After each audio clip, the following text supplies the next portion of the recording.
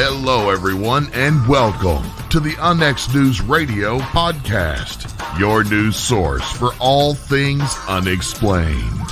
And now, here's your host for the UnX News podcast, Margie K.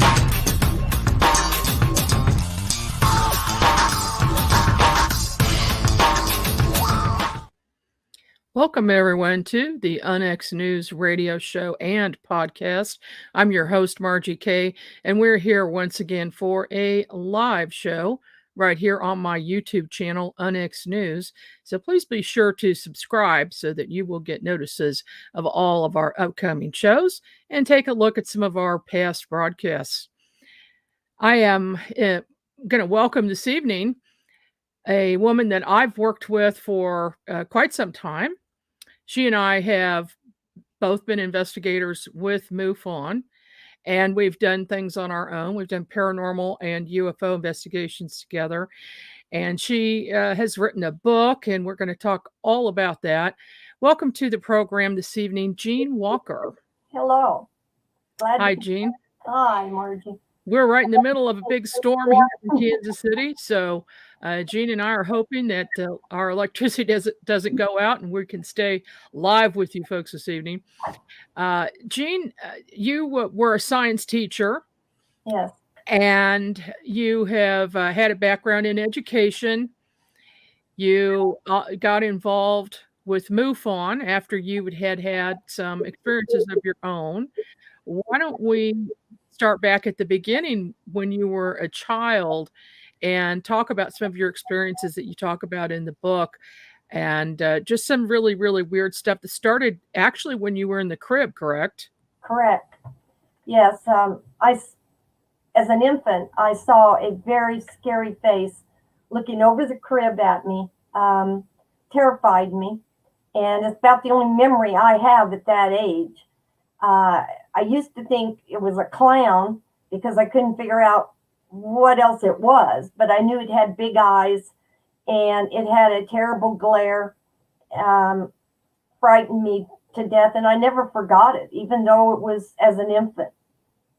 So that sounds pretty scary.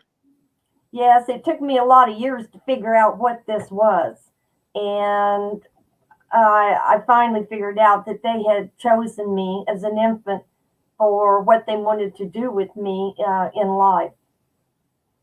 So they watched me growing up, and we lived on an acre ground. It was very country-like area that we were in, and we'd play outdoors a lot. There was a pond behind our house.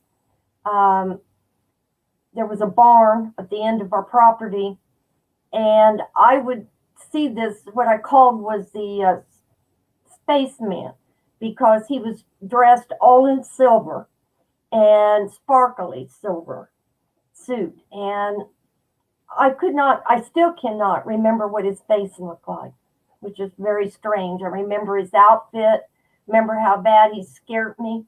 He'd follow me and watch me all the time. Even when I was in the house, I knew he was down there watching the house.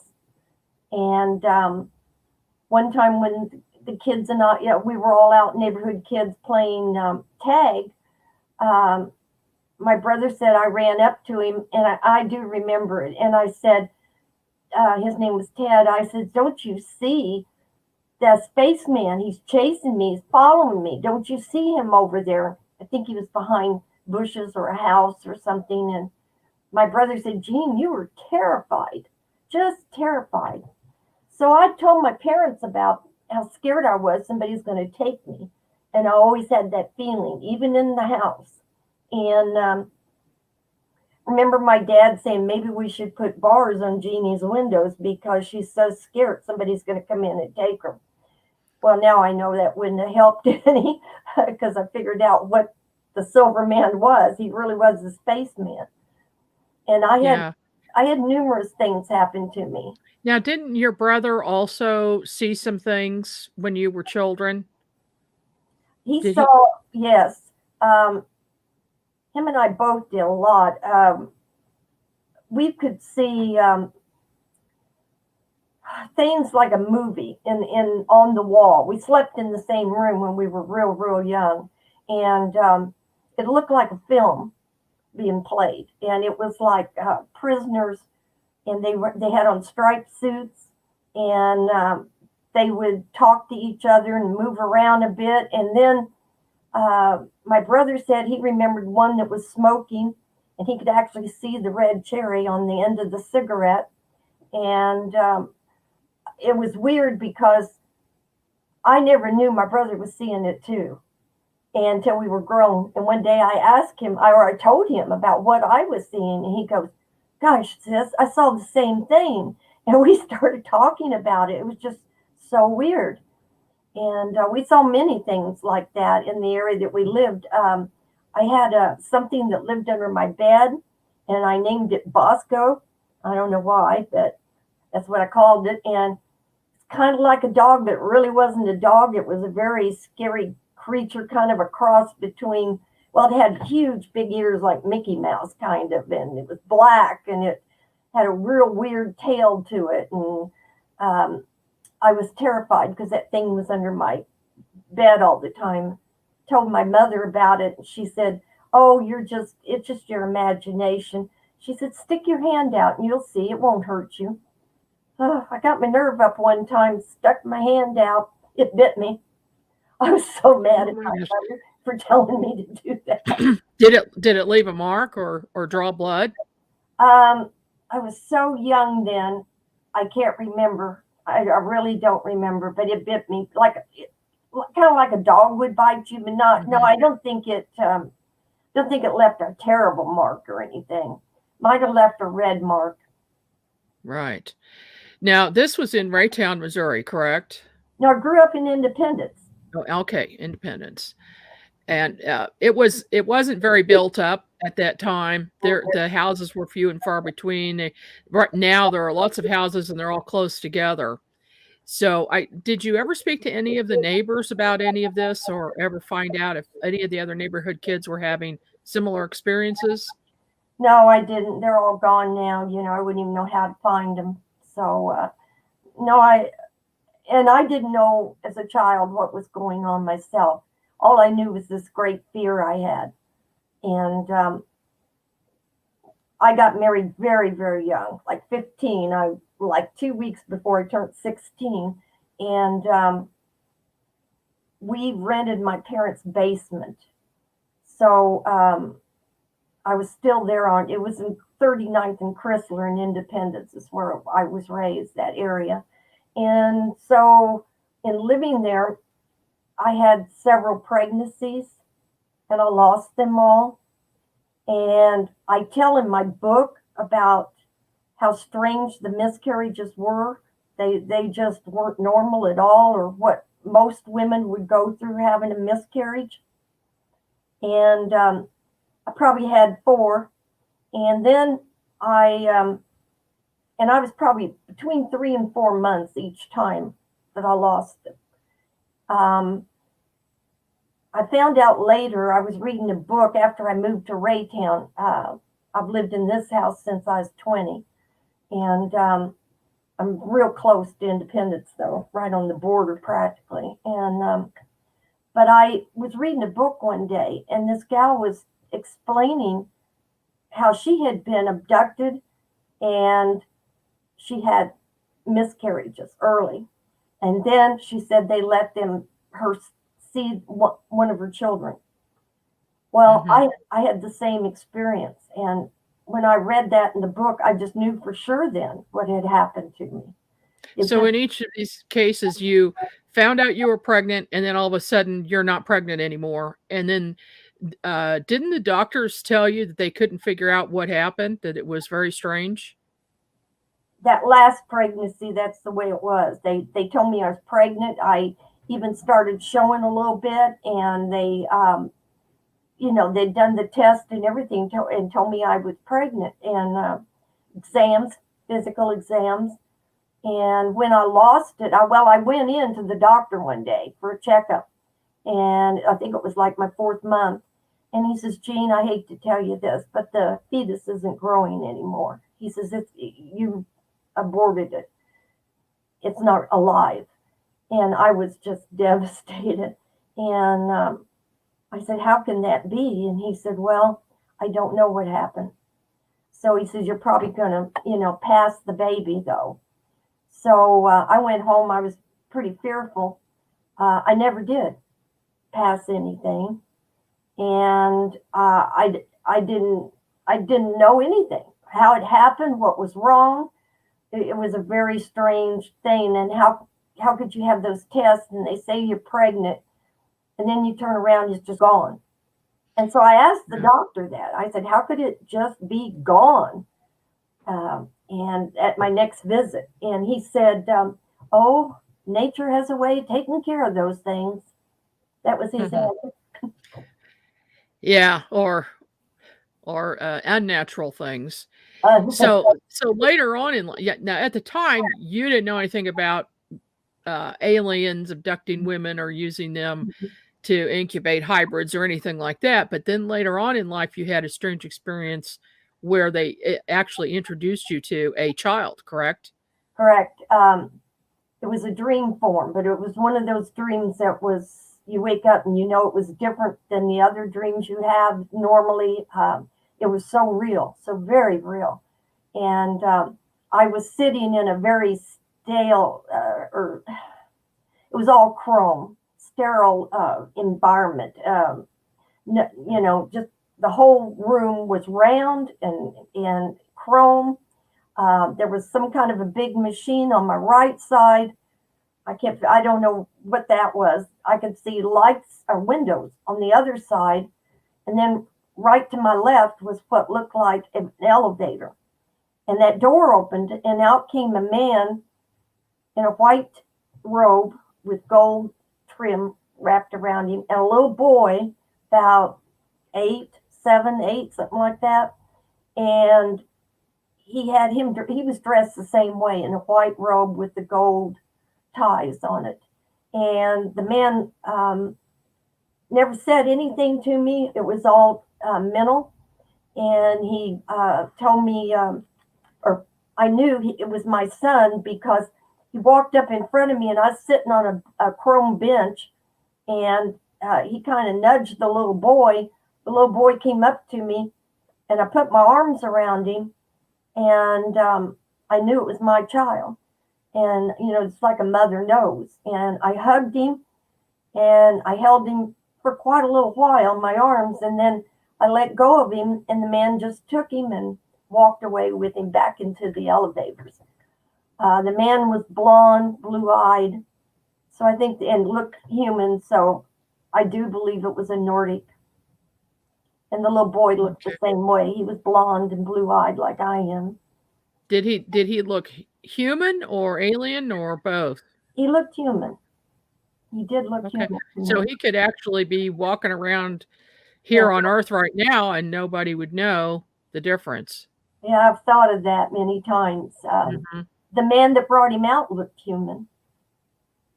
He, you wouldn't, if you ran into him on the street, it was just that he was dressed so different. But he definitely looked human, and the little boy too. Well, I'd like to go back for a minute to, let's just stay on this for a minute. You and I interview a lot of people, a lot of witnesses, and we also run the ET Experiencers group that has been meeting in Kansas City for over 10 years. And among those people and other witnesses, this is a common issue with women. There are lots of women who say exactly the same thing. They find out they're pregnant and then all of a sudden they're not anymore. And it's in the early trimester of the pregnancy. And so what do you think is going on? Why do you think whatever these beings are doing this? Well, I really don't know for sure at all. I do think it has something to do with bloodlines, that they're looking for certain people. And that's why they found me while I was in my crib, and they knew what they were going to do, what they were going to use me for. I really believe that. So that makes me think that they are looking for certain blood types I don't know whether it's the DNA. I don't know what their reasoning behind it is. And I don't know what they did with my son, what they used him for. I've thought of that so often. I have no idea.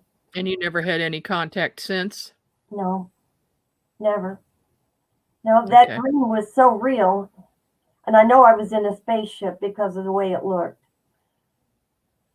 Yeah, that sounds like a lucid dream or an out of body, Mhm. astral body event, which is very, very real, even though it's not in the physical body, but it's definitely real.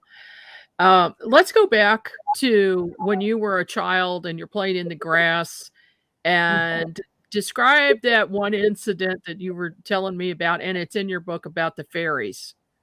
Yes, we lived on this acre of ground and farm-like area, but I went out to play one day, and it was a beautiful sunny day, and just really pretty out, and summer day, and butterflies. I have never since seen where there were so many butterflies all at once. It was just hordes of them, and they would come by in big groups and go by me.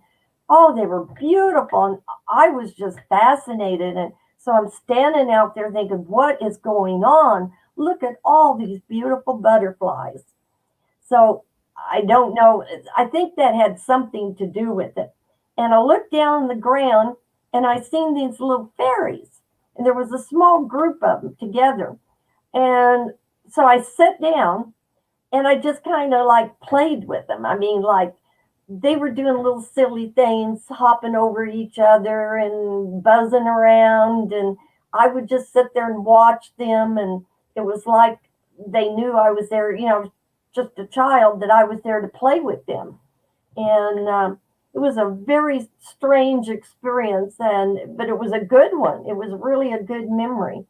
And the butterflies were still flying around, and I can't remember how it ended, but I think I just got up finally, and I didn't realize at the time, being so young, exactly what was happening, but I thought it was fun. How unusual this was. Yes, and I Yeah, thought they were beautiful. yeah. Mhm. So, did these actually look like humanoid creatures? Well, yeah, With I'm beginning to wonder if they were actually fairies. Maybe they were more like a brownie, or a little. Because I don't remember them having wings, but they were little human-like Oh, creatures, okay. and I called them fairies. Maybe because of the butterflies. I don't know. So one day, the only other time I've had something happen like that was I was going over to play with some kids. We had an empty field in between our houses, and there was an old stump out there that somebody had, left, and a pretty big high stump. And as I was crossing to go home after I'd played with the kids, up on that stump, I saw it was a little man, like a gnome. And he was sitting there or standing there, and he just looked at me. And I looked at him and I thought, boy, that is weird. And I just kept on going. I went home. I didn't really particularly want to have anything to do with him. Oh my goodness. Uh, it- People describe different things when they encounter a gnome. Now, did he have the pointy hat, the typical look of a gnome? Yes, he did. Oh my goodness. Yeah, he did. And I didn't get a good feeling from him. I was a little leery of him. And I just happened to Yeah. look over there as I was going across that empty lot. And there he was up on that stump. And he That didn't run and hide. that makes me believe that was a portal over that area where your house was, with all kinds of things coming in and out very easily, it seems. And you were intuitive, and you may not have known that as a child, but that could have been why you were seeing those things. Yes, I think so. I don't think probably most people would have seen it. But I haven't had that experience since I was a child. So I'd like to. Except for the picture that I captured. Do you have that picture? Yeah. Okay. I do have the picture. So let's do the lead into this. Why don't you tell everybody what this case is and in the general area and what has been going on there? Okay, I've had this one case. It's ongoing to this day. It's been many years, and the lady has seen so much. You name it, she has seen it there at her home. This is when she lived out in Eastern Independence. And if you know where the Independence dump is, it's just east of 291. And again, that area is very country-like. People, a lot of farms out there and a lot of land. There's also a conservation area real close to where she was. So we all worked that case quite a bit. Margie, you came out numerous times and worked with me on it, and had 3 other investigators that went out there with me numerous times. We all loved to go out there because something always happened every time we went. Yeah, it most certainly did. Some pretty wild stuff. Like, In fact, yeah, let me tell this one. Because I haven't talked about this yet on the show. So I think this would be and we need to get this witness on to tell everything. So we'll just, to tell a little bit, okay? Okay. We'd been out there for about, I guess, at least 2.5 hours. We were out there for a long time, and everybody was tired. At the end of the evening, we'd seen many things, and Jean took this picture. Let me just go ahead and pop that up. We were taking pictures just of the area to see if anything would come up, even though we didn't see anything with the naked eye. And this is one that Jean took. And why don't you talk about that?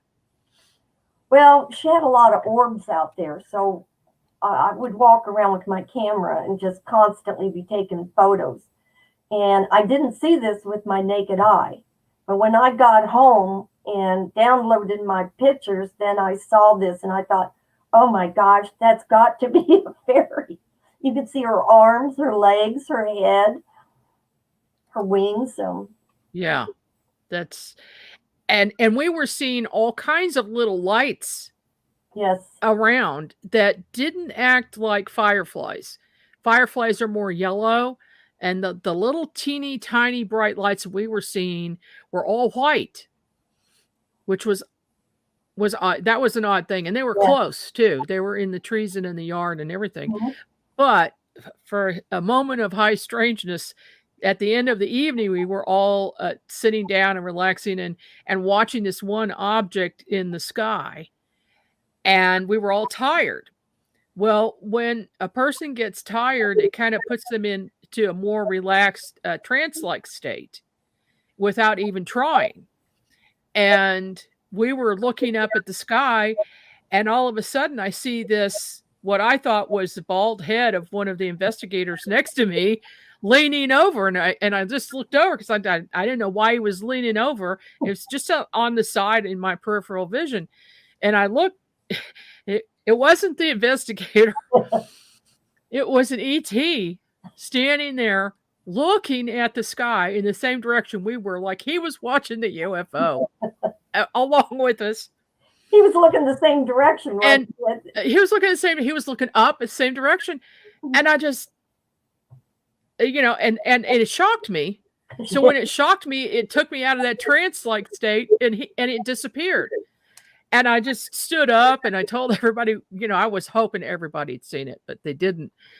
And so I calmed down, sat back down. Behind you then. And I hadn't seen you. You flew out of that chair like your butt was on fire. You flew. I thought, oh my God, what happened to her? I was in such shock. I had, I've seen ETs, but let's put it this way. I wasn't expecting that.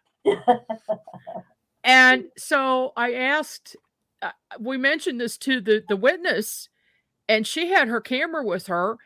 And I described this little being as, being about 3 feet tall, maybe 3.5, bald head, large eyes, but not gigantic big eyes. like you typically see, and a small nose and small mouth. And so it ran real thin. So she says, "Oh, does it look like this?" And she went through her pictures on her camera and showed us all on the camera an ET standing next to a tree in her yard. I think And it was exactly like what I had seen. there were 2 ETs in that picture. Oh, there were 2? Yeah, I there just were 2. remembered 1. Oh, Okay. maybe I'm wrong, but I remember 2. Yeah, and Well, they were right there behind the tree, peeking yeah, out. Or whatever. beside And it something. was exactly like what I had just seen. So anyway, we all calmed back down, sat down. I thought, it's gone. Surely it's gone. So we're still watching this bright white light in the sky that doesn't look like a planet or a plane, and it gets like moving around in the same area, and we're just trying to figure out what this thing is. Got the high power binoculars on, the cameras, everything. When I again see what I think is the investigator leaning over again, and I thought, now what is going on? And I turn and look, it's the ET again. And he's still looking. He didn't move. So then after I finally calmed down after that time, we're sitting there again. I'm thinking, this can't possibly happen again. Well, it did. The exact same thing. But this time I kept a little bit calmer, and I saw him for a longer period of time. And he turned and gave me this little smile, like he was being really sarcastic, like, here I am, and I'm watching the UFO along with you guys. And then he disappeared, and I stood up. I said, "Okay, I've had enough. We're out of here."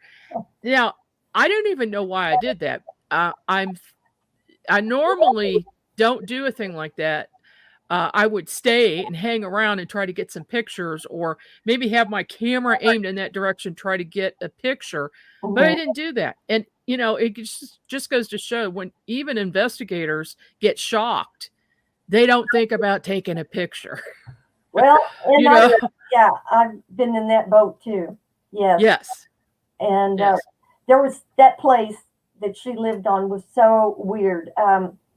Like you said, the high strangeness. 2 other male, a different time out there, 2 of the male investigators were over in the back area of her yard, and I was walking around with my camera around my neck taking pictures, and they screamed for me to come over there to them. So I did, and there was this big owl up in a tree, and so I took pictures of it. They said, "Get some shots of this, Jean."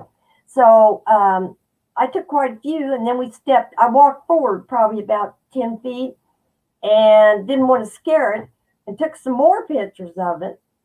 And then I walked closer again, but that did scare it, and it flew out of the tree. Oh my, it was huge, huge owl. And it flew over into a field that was next door. So we lost track of it at that point.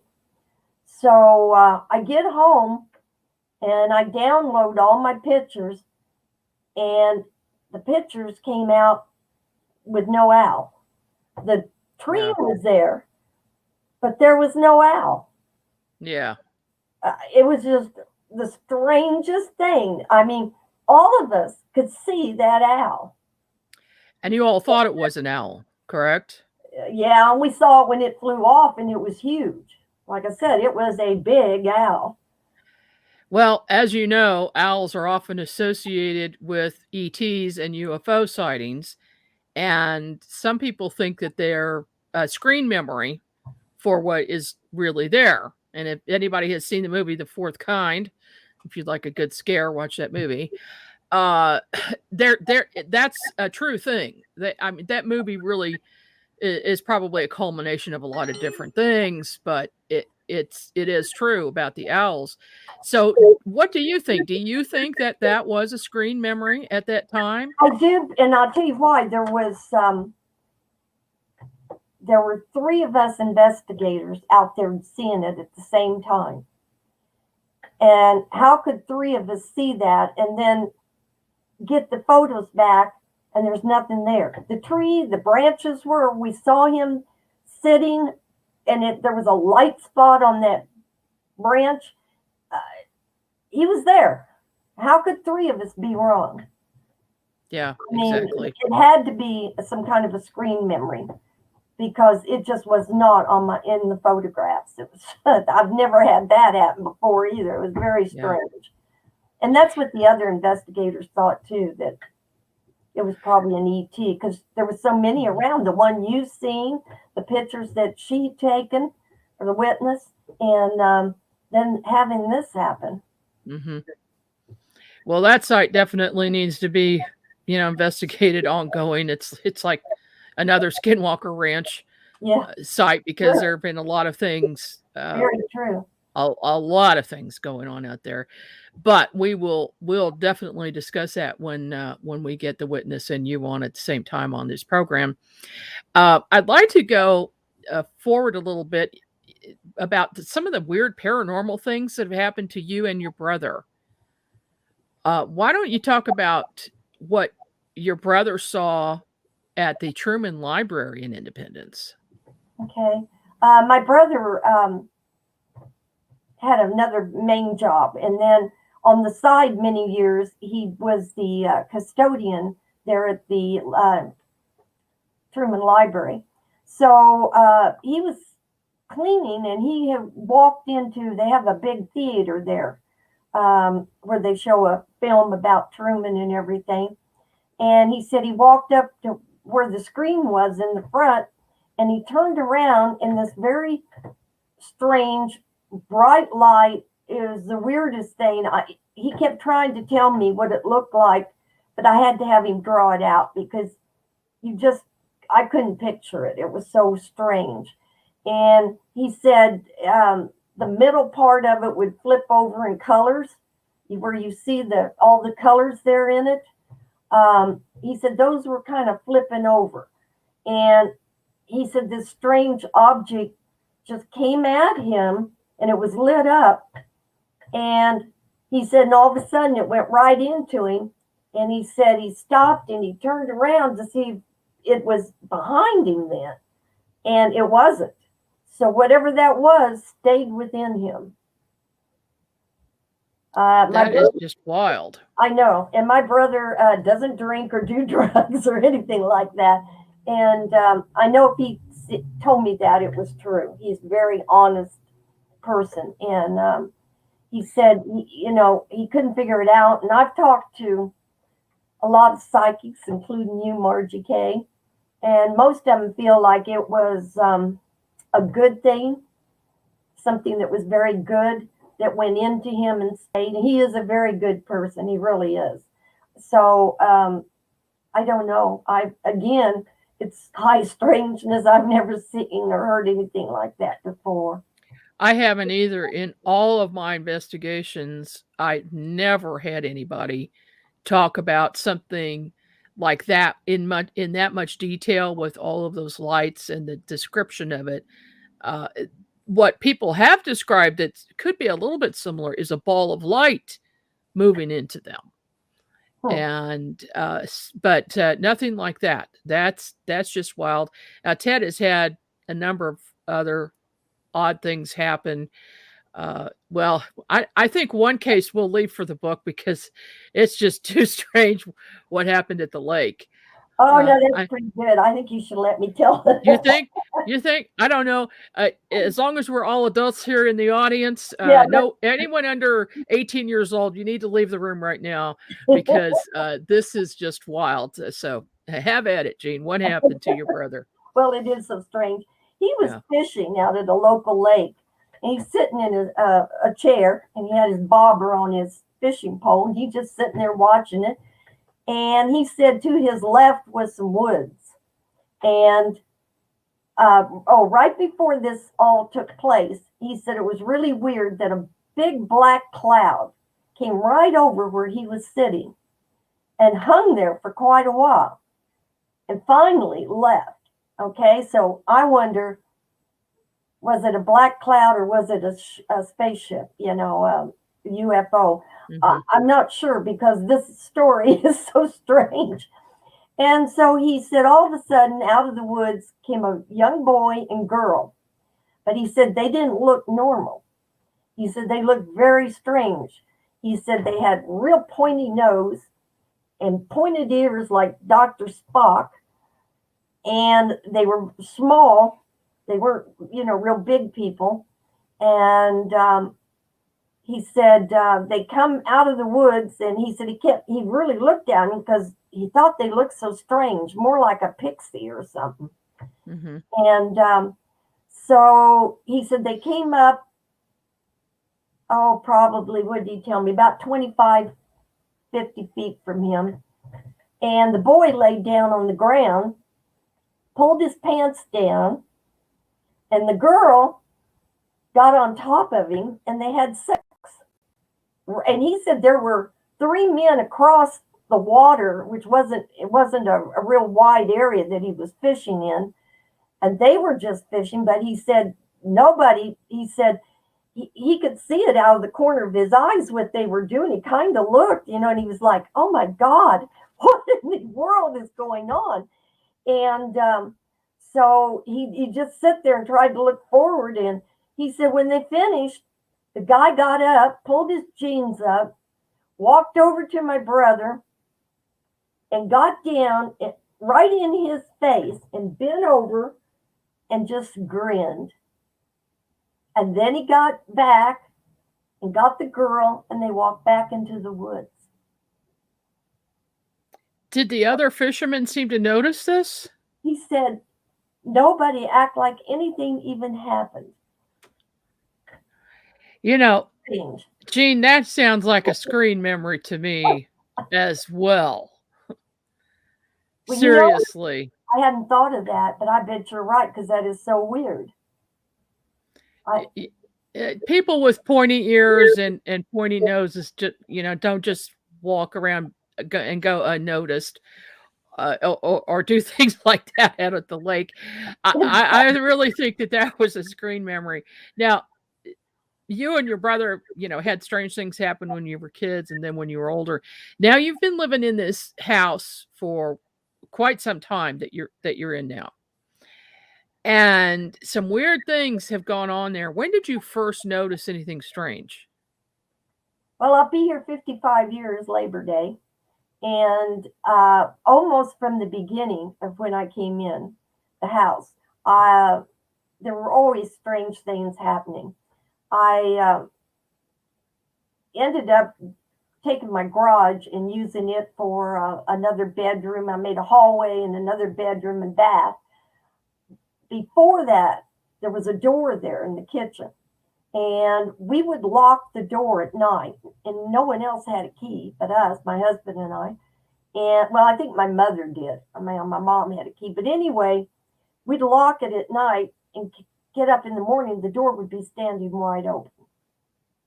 I'd say, now that's just physically impossible because it wasn't broke into. It had like 3 panes of glass in it. And we would lock the door handle. That went on a lot. And finally, I had my husband put a slide lock on it. Now that stopped it. But it was just weird how, and I would see things all the time out of the corner of my eyes moving. Usually it was in the kitchen area where I'd see them move. And they would go by real fast, but I definitely would see it with something black. I had so many strange experiences. That was early on. After I got into all this, I really had strange things happening. I took photos of my Christmas lights one year, and across half of the picture was this whitish sheet-like thing that was strung through it. And all the pictures I took, it was the only one that had it in there. The others came out fine. So I showed them to you, and you said you thought it was a portal. And I believe you're right, because I have had some of the strangest creatures in this house. Well, in the pictures that you took, I blew them up, and I'm looking real, because I'm wondering what is in these windows. So I blew it up so I could get a good look, and there are shapes of faces, but they're not human faces. They're creatures of some type. And they don't even look like any kind of typical alien. Well, one They look like, one did. Yeah. one Yeah. in the kitchen was an alien for sure. Yeah. I They just look went, like animals or something, or monsters. monsters is what I'd call it. Yes. Yeah. I just went out one day. Periodically, I'll go out and take pictures of my house, because I changed things. And it was a bright, sunny day. And I didn't download the photos for about maybe a week. And when I did, I thought, what am I seeing in my windows? And I enlarged them, and oh my gosh, here was these monsters in the house. And it was like they were all looking out at me Yeah. out there taking the pictures. Yes. Oh, That's just bizarre. I know. And you can tell, as I put the photos in my book, because you can Yeah. tell that it's just highly strange. Yes. Well, And let me just go ahead and show your book here. It's called Family Secrets. And where can people get this, Jean? it's on Amazon. Okay, so just look this up at Amazon, and I think you'll enjoy the book. It's awesome. Jean has got so much in there. So many really neat things have happened to her, and strange and scary things as well. Now, currently, what's the latest thing that's happened to you that is something bizarre? Oh my. Lately, I've had just a lot. I wake up with a lot of strange marks and stuff. I woke up about a month ago and I had a black eye, and I mean it was black all in through here. And I thought, my God, when I looked in the mirror, it wasn't there when I went to sleep that night, and I wake up with this horrible black eye. And Yeah. there's times I've had severe scratching, on my arms like this. And it happened to me one night, and I woke up the next day, had all these bad scratches. And so I happened to be meeting several of my other friends that are investigators, good investigators too. And so I showed him my arms. I said, I think they abducted me last night. I said, look at the marks on me. And this one guy, he kept looking at me. He says, you know what, Jane? He says, those are defense wounds. Like you're doing this. You're holding your arms up to protect yourself. And I hadn't thought of that, but it's exactly what it looked like. And I still have, that's still going on with me. I take pictures of them. I have so many photos of weird things I wake up with in the mornings. One You've night, showed me quite a few. yeah, and I don't think I showed you the black eye, but I've got pictures of it. So I was in bed one night. I turned out the lights and was just rolled over and was going to sleep. I sleep with two little dogs, and I always lock my bedroom door. And I always sleep with a gun next to me, because usually I've been here by myself.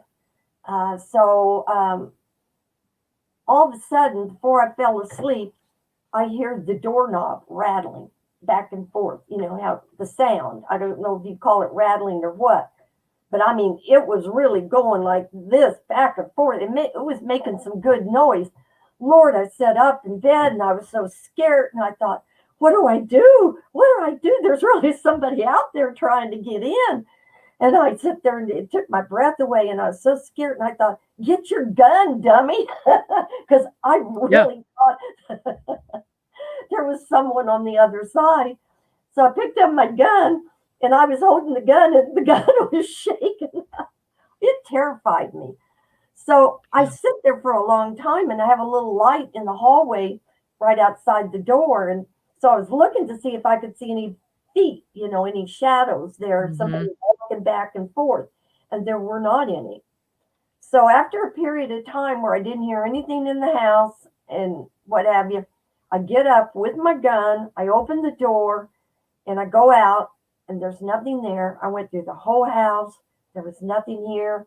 I have an alarm system, the alarm had not gone off, but I tell you, something was there turning Yeah. that doorknob. That was definitely something supernatural. Yeah. And Well, you seem to attract the supernatural, Jean. That's why I like to hang out with you. I know, between the two of us, it's really scary. Yes. And you and I are working on a project. We've called it Two Women and a Map. We go on investigations together, and we're writing about it. So there will be a forthcoming book.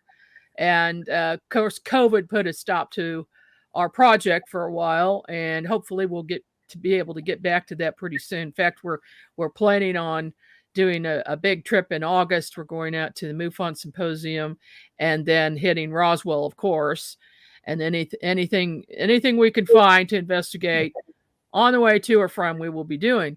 Why don't we we've done a few things so far and written about it. There was an incident in Springfield. Yes. That blows my mind still to this day. I cannot understand what happened. So you and I asked you to come along on an investigation with me with a witness who said he had videotape of an extraterrestrial in his backyard. So what do you remember seeing in the video that he showed us? Well, it was still on his camera, and it looked like there was a tree, as I recall, and the alien was looking around the tree. It looked like an alien. It looked like the typical alien, what you would think is an alien. The typical gray. Yeah. Large head and big black eyes. Yeah, and he kept looking around, peeking around the tree, and he had his hand around the tree. You could see his hand, and you could see his face and upper torso peeking around and then going back. And this was after an evening that he described of all night long of weird lights coming in and lighting up their house, and these balls of light going through the house and up in the bedroom and down the hallway. And he got out to look at him, but he was so scared he went back to bed. Yeah. And then finally, early morning hours, when it's daylight, like 5:30 in the morning, he got this video. So what happened next?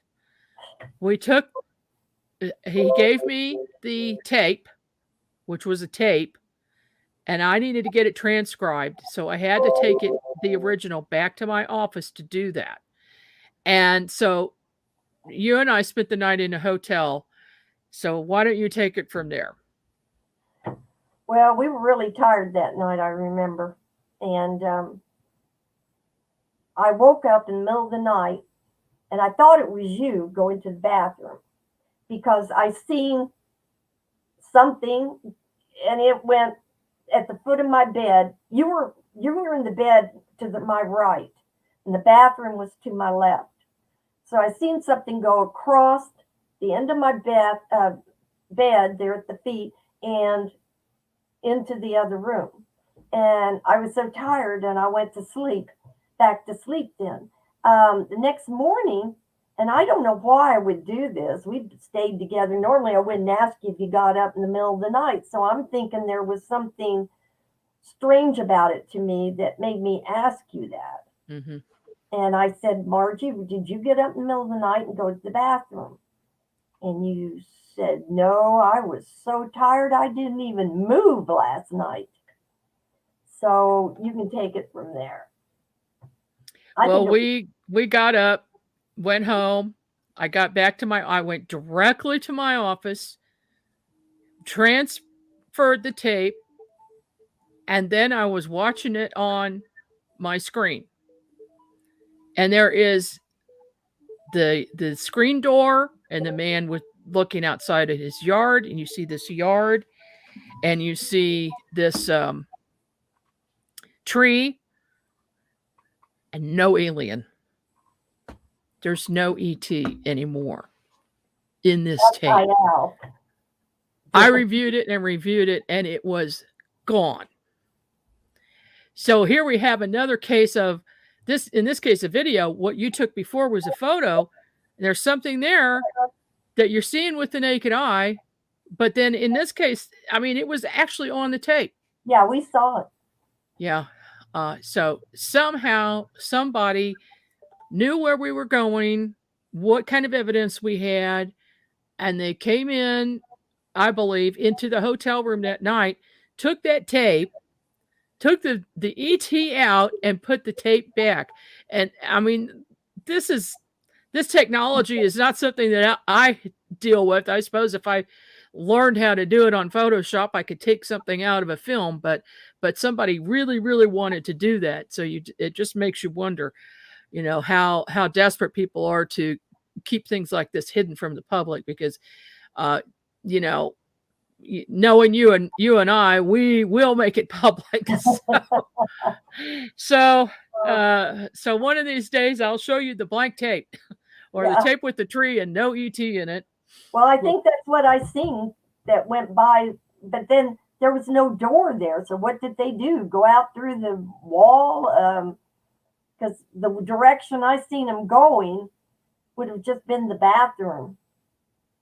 They would have had to gone to my right to gotten out. Maybe I fell asleep and that's when they left. I don't know what they were doing. I don't know. That could have been a screen memory too. Who knows? I don't know if they were ETs. Was probably the government.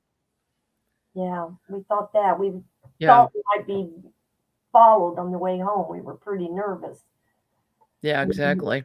You got home and there was nothing there, so maybe rightfully so. So there was another place that we went called the Witch's Bridge. And just the name of it, we had to go, right? And it's northwest of Nevada, Missouri, out in the middle of nowhere. I can't even believe we found the place. And why don't you tell everybody what the story is, what the legend is? Well, I've been watching TV and local news, and they were talking about the Witch's Bridge down there in Nevada, and that it used to be an old covered bridge, and a wooden covered bridge. But they said that if you went down there were witches down there, and if you cussed the witches, then they would yell back at you. So we went down there, and the old bridge was gone, but it was a concrete bridge, and it was going over this creek and in the woods. And so we figured, well, the witches probably would still be there. So I just started cussing those witches for all I was worth. Margie's over there making a terrible face at me. She says, "No, Jean, don't do that anymore, no." And then we heard this holler back. But only thing is, it sounded more like a Bigfoot than it did a witch. It sounded like a scream, and it started off in the distance, and it did it several times and got closer to us. And in listening to that, I've listened to other Bigfoot calls, tapes of calls and screams, and it sounds like a woman screaming. Yeah, but it's a Bigfoot. And I thought, well, out here in the middle of nowhere, and I know there's not anybody waiting for us to come along to play a joke on us. And then we left, and Jean wanted to explore on the other side of the bridge and go down this road a ways. And she said, "Oh my gosh, Margie, take a look at the brush around here." And what did we see? Well, it looked like a lot of the things that Bigfoot would make. One was a huge nest where the branches were over it, and it was a big area where you could get down in it. Like if you wanted to sleep, it would have been a perfect place for a Bigfoot to sleep. You could tell it was a nest. And then we saw others where the branches had been bent over, and they were like big hoops out there. And others where you'd see like one tree coming up with a fork, and you'd see big trees laying across. We took a lot of photos of all those things we saw. And we'll show that someday soon on this program. Some of the one of the things to look out for is a big tree branch laying in the fork of another tree. But in order to see if it was a natural occurrence, you look around to see if that tree broke off at a base. So there should be something left at the base, and there wasn't. Several of these had been actually physically picked up and moved and put in those positions. And that's a typical Bigfoot sign or something that they do. They might be leaving messages for people. We left the area. I would like to go back there to see if anything's different. Well, we stopped at a local store down there to find the directions and how to get there. And they told me that there was a witch's house down there as well, and it was still there. And we drove down there, we seen a house, and you said, "Oh, that's got to be where the witches live," because it was kind of spooky looking. You could just kind of tell it looked like a place where the witches would be. Yeah, it was fun. Well, I think the witches are Bigfoot, but I think it was both. Yeah, exactly. Well, Jean, you've got a lot going on. You're the section director for Kansas City MUFON. And what is coming up with Kansas City in the near future? Well, because of the pandemic, we've not been having meetings except on Zoom. So now we're going to go back to having our regular meetings. And we found a wonderful place to have it, which is the in Independence on 40 Highway. It's the Disabled Veterans Administration. And we've got a wonderful meeting place there with a nice cafe where we can eat and everything. We're really excited about it. We could have big conventions there and do just all sorts of things. And we're going to have a sky watch, a UFO sky watch, and dinner. If you want to tell them about that, Margie, because you're going to have the Zoom part first. It'll be July 2nd. Just watch my website or go to MissouriMUFON.org for more information about that sky watch. You can sign up, and it's free. Missouri MUFON is going to do a presentation beforehand, so you can see all about what we're doing in the state. And it's going to be interesting. We're going to do a 2-hour presentation, and then we're going to do Skywatch after. So I'm glad Kansas City MUFON is coming back. Everybody's been waiting for it and to do in-person meetings again. So that's great. And I'm glad you're going to make that happen, Jean. I'm very excited about it. We always try to get really good speakers and try to teach things to our people that come. There's so much going on all the time, and some of it seems like runs together as far as the UFOs and aliens and paranormal. And sometimes they really cross over. Even with the Bigfoots, many people think that they are here from aliens. And so it all kind of crosses over. We also have had a lot of things happen to us to do with cryptic animals. Just really, people come up and tell me some really strange stories sometimes. So, well, there's a lot happening in this state for sure. Mm-hmm. Missouri is very busy with paranormal activity. So it's never a dull moment, right? Right. Always something for sure. Yes. And I may write a revision on my book I want to get hypnotized because there's still things I can't remember. Mm-hmm. And so I think I'll try that along with, I keep a diary of all the stuff that happens to me because I can't remember it all, so much happens. Yeah, that's typical. Yes. And you have another book as well. Do you want to show that and tell everybody what that is? Yes, this is my cookbook, and I call it Out of This World Recipes. And if you're interested in it, go to my website, Jean M. Walker, and leave me a message, and I'll get back to you.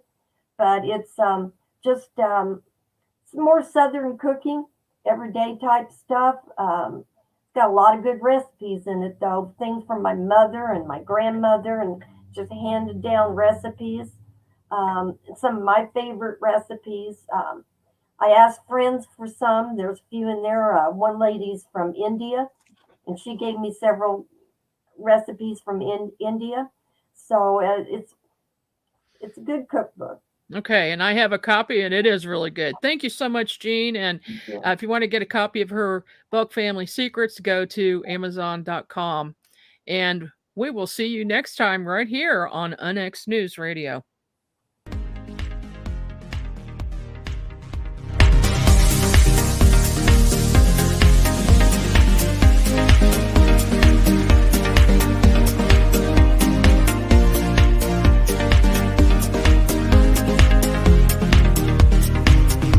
You've been listening to the UnX News Podcast with Margie K. Any rebroadcast or duplication of this program or its content without express written permission from Margie K.